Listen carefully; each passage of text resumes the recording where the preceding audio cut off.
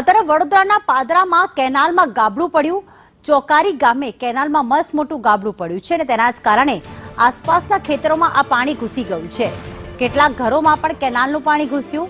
ખેતરોમાં પાણી ફરી વળતા ખેડૂતોના પાકને નુકસાનની ભીતિ છે। કેનાલમાં હલકી ગુણવત્તાનું કામ કરાયું હોવાનો તેના ખેડૂતો આક્ષેપ કરી રહ્યા છે, કારણ કે ન માત્ર ખેતરોમાં પરંતુ ઘરોમાં પણ પાણી ઘૂસી ગયા છે। કેનાલમાં ગાબડું પડ્યું છે। પાદરાના નર્મદા નિગમની જે બેદરકારી સામે આવી, જેમાં ચોકારી ગામ આવેલું છે ત્યાં કેનાલમાં ગાબડું પડી જતા પાણી વહી રહ્યું છે। ખેતરોમાં ઘરોમાં પાણી ઘૂસી જતા પાકને નુકસાનની મોટી ભીતિ સેવાઈ રહી છે। તો ખેડૂતોએ આશંકા પણ વ્યક્ત કરી છે, આક્ષેપ પણ કર્યા છે કે કેનાલમાં હલકી ગુણવત્તાનું કામકાજ થયું છે।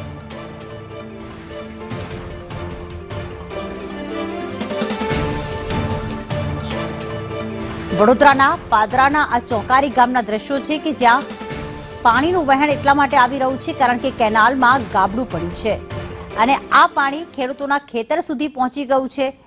એક તરફ ઉનાળાની સિઝનની શરૂઆત થઈ ગઈ છે ને જોવા જઈએ તો ગ્રામ્ય વિસ્તારમાં પાણીની ઘટ સર્જાતી હોય છે, એવા સમયે આ પાણી ઘરોમાં અને ખેતરમાં ઘૂસી રહ્યું છે।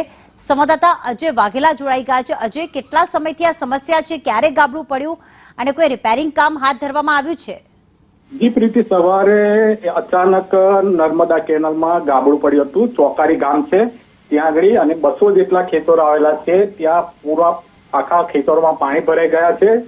કેટલાક મકાનો પણ પાણી ભરાઈ ગયા છે। ઘરો અક્ષયનો પણ ઘણું નુકસાન થયું છે। આભાર અજય તમામ વિગતો માટે।